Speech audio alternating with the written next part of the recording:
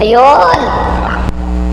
Shoutout sa lahat ng mga 1,000 followers natin dyan para madagdagan na kayo.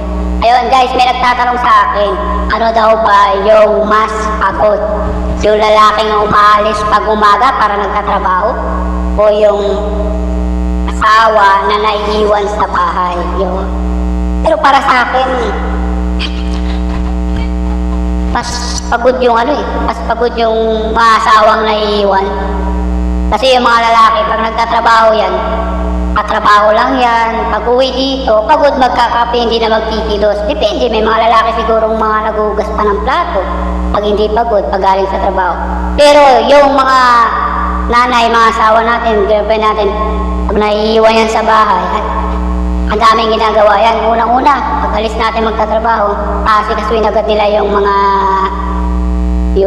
mga anak natin, yung mga pagkain, uniform para papasok sa eskwela, yun, di ba? Saka, ayaw kasi pag nakaalis na, yun na lang, pagtatrabaho na lang tayo mag-aapon doon. Pero, yung mga nanay, walang katapusan, may overtime pa pagdating ng mga estudyante, alas 5, alas 6, magluluto na naman ang pagkain.